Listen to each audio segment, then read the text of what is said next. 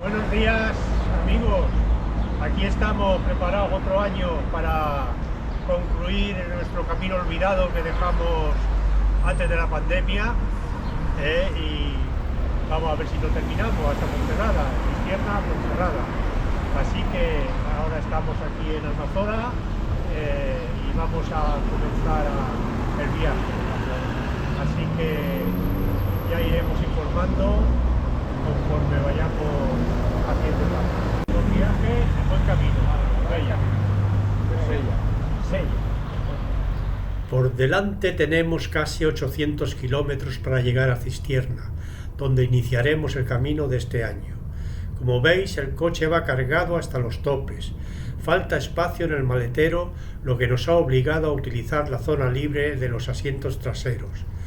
La primera parada será en Molina de Aragón, donde estiraremos las piernas y almorzaremos para llegar a Tardajos a buena hora para comer. Ahí a 400 kilómetros. Tardajos es un pueblo estratégico del Camino francés. Situado en el valle del río Arlanzón, a 11 kilómetros y medio de Burgos, es un sitio ideal para que los peregrinos madrugadores que han comenzado la etapa en Burgos se tomen un descanso, desayunen y de paso compren una torta de pan en aceite típica de Burgos para degustarla durante la etapa. Hasta sola está buena, pero con un buen chorizo mucho mejor. Antiguamente, la travesía de Tardajos era un paso complicado por las crecidas del río que encharcaba las tierras, y de ahí el dicho popular: de Rabé a Tardajos no te faltarán trabajos, de Tardajos a Rabé libéranos Domine. Reanudamos el viaje y ya de una tirada haremos los 160 kilómetros que nos separan de Cistierna. Por la autovía 231 pasaremos por las inmediaciones de Carrión de los Condes y a la altura de Sagún nos desviaremos hacia el norte para llegar a Cistierna. Cistierna es un municipio de la provincia de León situado en la montaña oriental leonesa y cuenta con una población de unos 3.000 habitantes. A finales del siglo XIX comienzan las explotaciones carboníferas y para el transporte del carbón se crea la línea ferroviaria La Robla-Balmaseda, que tendrá en Cistierna a una de las estaciones más importantes. Con ello, Cistierna entra en su etapa de pleno apogeo que dura hasta 1991, fecha en la que se cierran las minas. En julio de 2009 se inaugura el Museo Ferroviario en el antiguo economato de la FEVE y es el que ahora nos disponemos a visitar, guiados por el concejal de turismo, don Manuel Suárez. Allá por el año 92 se creó la asociación esa y empezamos nosotros, bueno, pues de aquella tampoco estábamos mirando mucho estas cosas. Era para recoger firmas porque amenazaban de cierre de la línea esta que va de León a Bilbao, y entonces recogimos firmas, ayudamos por ahí a las agencias sociales, a todo el mundo un poco más. Entonces, eso, una vez que se normalizó la situación, lo que hemos hecho, la asociación era ir recogiendo cosas por ahí que quedaban en sitios en desuso y las hemos guardado esto era lo que era el economato del ferrocarril y eso, el almacén.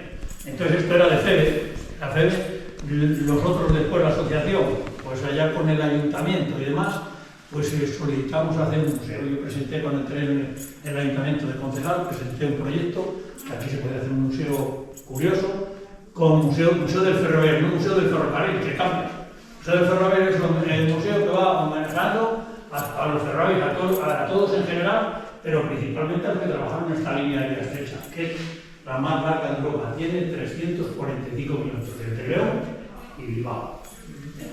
Entonces, luego pues empezaron a llevar, se inauguró en el año 1894 para llevar el carbón y después ya empezaron a llevar trenes de viajeros, mixtos, carbón, viajeros, tal, y así ha seguido funcionando pues 100 y algo de años. Ahora, pues lo que hay de aquí a Bilbao es un tren que va y viene todos los días, de León a Bilbao. Tren de viajeros, que bueno, yo lo voy a coger el viernes para ir a Balmaseda. ¿Por esta vía estrecha? Por esta vía estrecha. Qué curioso, ¿eh? Sí. Yo voy a ir, me decís que es de Bilbao, ¿no? Yo voy a ir a Balmaseda, que de Castellón, vale, pero es que el Balmaseda, un pueblo de Bilbao, sí, hemos pasado. Ahí se hace el día 23 de octubre, se hace una fiesta enorme, que es la fiesta de la olla ferroviaria. No sé si habéis oído hablar de ella. Y la hemos probado. ¿Ah, sí? Sí. ¿En qué sitio? A la altura entre Aguilar de Campo y al norte de Aguilar de Campo. El 23 de octubre se hace en Balmaseda, una fiesta terrible que yo he ido 2 años, perdón, el primer año fue, me dicen, aquí habrá 2.000 ollas hoy cocinándose en el pueblo. Todo el mundo ese día hace la olla ferroviaria en todas las casas, según la familia que sean, 1, 2, 3, y todo el mundo en los restaurantes y luego la gente que participa en el concurso comen de la olla ferroviaria.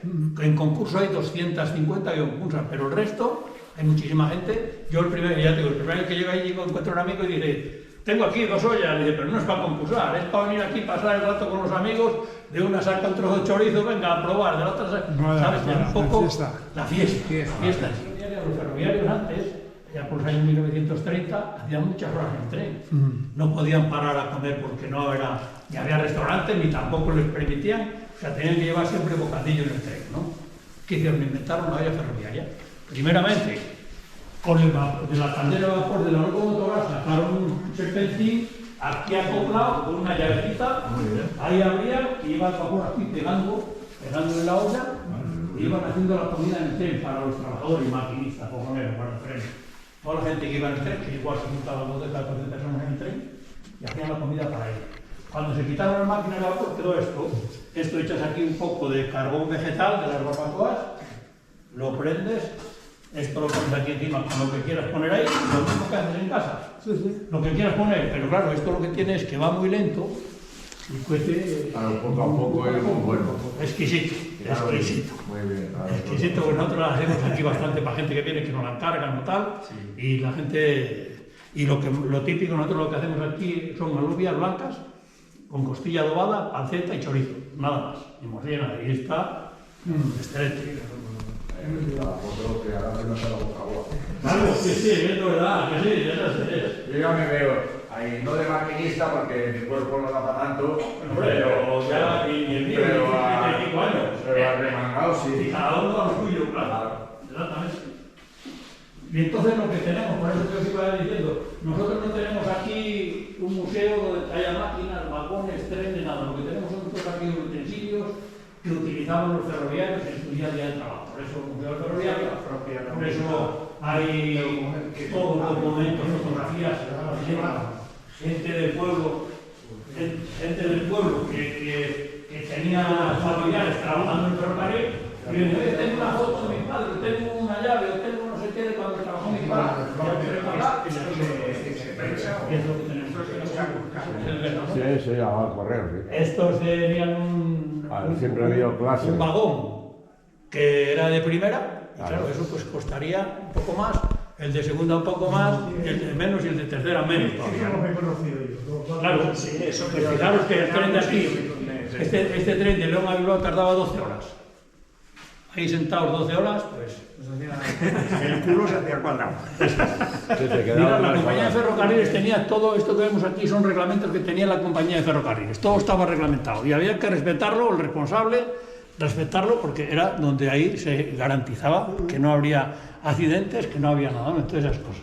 Todo eso había que respetarlo. Lo mismo que había de retiro, de médico de pensiones, de señales, de policía de ferrocarriles, todo estaba, había, por ejemplo, yo pongo mucho el ejemplo, aquí era una zona que nieva mucho, entonces, no nevaba, ya no nieva tanto. Lo que hacían era, un hombre, una persona estaba encargada de la nieve, cómo tenía que circular cuando había una nevada. Él iba por la mañana a primera hora a la estación y decía, calculaba, ¿cuánta nieve hay? 60 centímetros, bueno, pues con 60 centímetros el tren tiene que circular, o con la mitad la carga si son mercancías, o tiene que mandar delante, si es un viajero, es un cepelín que le llamaban, la quitanieves. Él organizaba eso para que no pudiera, y además había que respetarlo, claro, no podía arriesgarse a sacar un tren y quedar por ahí tirado en la nieve con viajeros, ¿no? Claro, se me pasó una cosa que os quería enseñar aquí. Mirad, aquí tenemos una cosa que es muy curiosa también. Vamos a ver. Esto que vemos aquí son petardos. Petardos.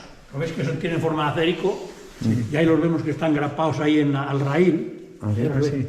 Bueno, pues antes no había teléfonos móviles, emisoras, no había nada. ¿Cómo se podía avisar al maquinista si iba una persona que vigilaba la vía todos los días por la mañana?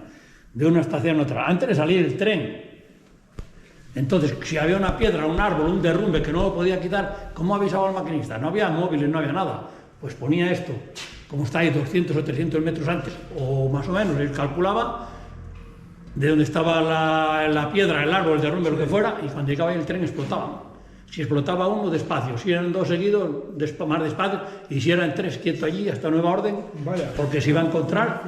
Era una manera de comunicarse. ¿El teléfono móvil, entonces? Claro, era lo que había. ¿El teléfono móvil? Efectivamente, ahí está. Era lo que había. Pues eso llama mucho la atención, pero ahí están. ¿Qué manera la gente tenían que espabilar esto? Sí, sí. Bien, por aquí tenemos las cajafuertes, después tenemos aquí la vitrina de la comunicación, por ejemplo. No, aquí la compañía de ferrocarriles tenía 2 hilos de teléfono paralelos siempre a la vía. Bueno, el compañero trabajó de telefonista en todo ese sistema.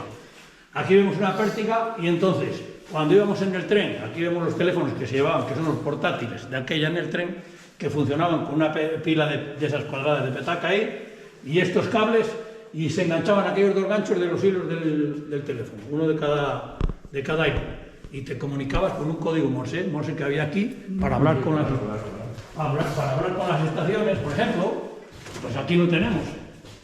Esto sería una raya, esto de rayas. Entonces yo quería llamar a Cistierna, una raya. Lo marcaba todo seguido y así sonaba en Cistierna los timbres en la estación. O si quería llamar aquí, que eran 3 puntos, decía yo 1, 2 y 3, y así le sonaban allí en la estación, cada uno ya sabía que le llamaban a él. Eso lo tenían, así era una manera de comunicarse.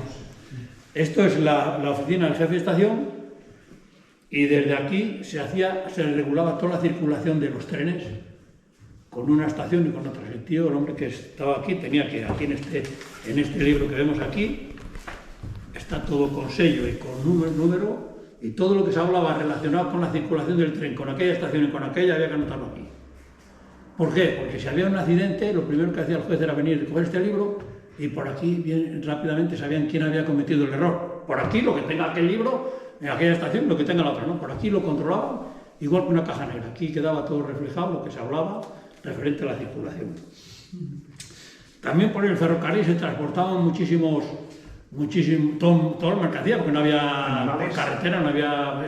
Bueno, pues se llevaba todo, para los comercios, animales a las ferias, todo lo que había que... Pues para todo.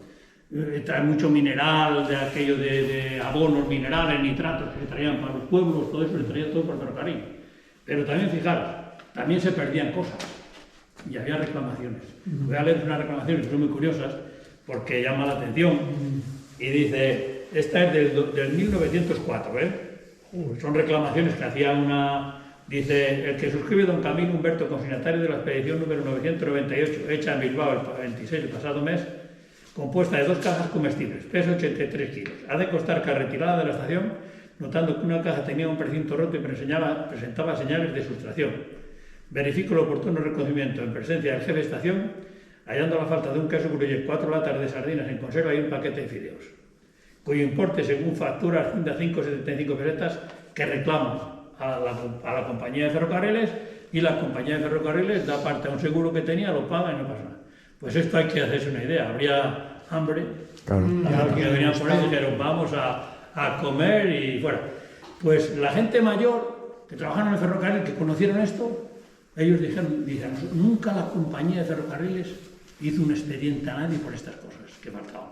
Que no era mucho, que era, ya ves. Sí. Dice, pero se daban de cuenta, los ferrocarriles es verdad que ganaban poco dinero entonces, Pues dice, nunca hubo un expediente a nadie por una cosa de estas. Y luego hay, claro, ahora en relación con esto, hay otra aquí que dice, habiendo llegado para mí una barrica esta de vino procedente de La Robla con la expedición número 451, compuesta de una barrica de vino, 130 kilos, se notó que no estaba llena y efectivamente después de pesar la referida barrica se encontraron 5 kilos de falta de peso. Dice, la tapa de uno de los fondos llevaba marcas de haber sido abierta. O sea, estamos en las mismas que en otros, ¿no? Dice, hago la correspondiente reclamación no tanto por el perjuicio inmediato que no esté de 5 pesetas, sino por lo que pueda sobrevenir después de, por ejemplo, de pérdida de vino y como consecuencia de haber introducido en la referida barrica. Bueno, pues lo mismo, esto, pues la compañía se lo pagaría y ya está. Y luego, pues aquí teníamos todo... Eso de expedición de billetes, que... Bueno, pues aquí estaban todos los billetes. Aquí tenían todos los nombres de las estaciones y los billetes todos tenían el origen, el precio, se taladraba y origen, destino y precio. Entonces, lo que no tenían era la fecha. La fecha la tenía que hacer el jefe de estación. Ahora lo voy a poner aquí porque voy a dar un billete de recuerdo. Aquí venía el jefe de estación, ponía aquí el día que era y lo que hacía era, pues ya lo ticaba ahí y ya en función de donde fueran, pues daban los billetes. Y claro, aquí decían a León, pues si estábamos en Cisterna, 1 a León, ya tenían aquí el precio de 1, de 2, de lo que fuera, todos lo tenían todo ahí para hacerlo más rápido. Luego, pues sellos de aquí, bueno, corbatas que no se ven mucho porque es los uniformes que eran de ferrocarril de La Robla. Este ferrocarril fue privado, allá por los años 1890, cuando empezaron a reunirse para hablar de hacer el ferrocarril, se juntaron pues, los industriales vascos, los industriales mineros de aquí de la zona y dijeron vamos a hacer un ferrocarril, porque traían hasta entonces el carbón de Asturias y de Inglaterra por barco y todo eso era muy costoso. Entonces echaron sus cuentas y dijeron un ferrocarril, ¿cómo? ¿De vía ancha o de vía métrica? Claro, cuando echaron cuentas no es lo mismo hacer la vía ancha que hacer la vía estrecha. A la hora de explanación y todo eso pues salía mucho más económico y por eso la hicieron de vía estrecha. Entonces, como era privado, se llamaba Ferrocarril de La Robla, hasta el año 1972, que pasó a ser pues de FEB, Ferrocarril Español de Vía Estrecha. Entonces sigo funcionando y tal. Y aquí hay los botones de los uniformes con FR, el ferrocarril de la Rola y FR. Los sellos de las estaciones. Donde había una mina, una estación, un apeadero para facturar, pues había en los pueblos, pues al cerrar las minas, los pueblos fueron a menos, también se fueron cerrando las estaciones, pues hemos recogido los sellos y ahí los tenemos, ¿no? Tenemos por aquí también cosas de sellos de las oficinas, unas jeringas de engrase. Bueno, por ahí, aquí vemos los tirafondos con los que se clavaba. Voy a ver si os enseño uno. Este que debe ser de 1923, si no me equivoco. Con los que se 23. Estos eran los que se clavaban en las traviesas. Las traviesas. Ahí, efectivamente. Y luego ya, bueno, estos ya son del año 95, que van mejorando y ahora ya como se pone todo traviesa de hormigón, pues estos, ahí viene otro sistema sistema distinto. Y luego pues para aquí os voy a poner un vídeo que, como no tenéis prisa, porque bueno, no es nada de nada, esta es una máquina de imprimir billetes. Billetes, alguna gente cuando viene, ¿de dinero? Bueno, aquí se metía el cartón virgen. Yo veréis, cuando mueva yo esta rueda, aquí se mueve una pieza, viene por aquí, pone los billetes, si estuvieran aquí, se pondrían ahí, vienen por aquí. Aquí poníamos lo que queríamos poner en los billetes, esto va para atrás, se moja en tinta, viene unta y vuelve a bajar. Ahora yo, según mueva esta, mira, allí coge aquella pieza, cogía un billete para acá y lo iba metiendo por aquí. Llegan aquí, vienen para acá, esto va para atrás, moja y aprieta ahí para abajo y así lo marcaban, ¿eh? Así se marcaba. Esta yo no la vi funcionar nunca, porque esto hablan con la gente que viene, que es entendida, dice que esto era, pues tiene 130 años. Es alemana y primeramente a mano, después le pusieron ese motor, pero resulta que en un principio dice que como iba un poco más revolucionado de la cuenta, emborraba todos los billetes, tuvieron que ponerle un variador para que fuera más despacio y todo esto. Y ahora vamos para aquí. ¿Esta rueda para qué era? Estos eran para marcar en la vía. Estas iban por la vía marcando ahí la distancia del raíl que era de metro. Claro, cuando van a colocar la vía, que empiezan pues los raíles tienen que ir justo de 1 metro para que entre luego el rodal por dentro. Pues todas esas máquinas se movían. Ahora las vamos a ver cómo se movían para esto. Luego, fijaros, los lavabos que tenían los trabajadores para lavarse las manos ahí, que era pues eso, todo pues lo que había todo. La estufa, claro, la estufa tenía, para calentarse. todo el día prendido y ahí algunas un poco ahí. Las sierras, el martillo pilón, que es una pieza muy importante de los talleres. Había una forja y entonces ahí querías hacer cualquier cosa. Eso era lo que machacaba ahí para que... Sí, sobre el hierro para hacer las piezas que hicieran falta. Aquí tenemos un panel de herramientas que también se hacían aquí. Las piedras de agua y una piedra de merín que había, que se era de afilar. Ahí, claro, tenía estos espacios con agua y pues aquí es lo que es. Y ahora os parece un poco para acá, pues ver cómo funcionaba, a ver cómo funciona.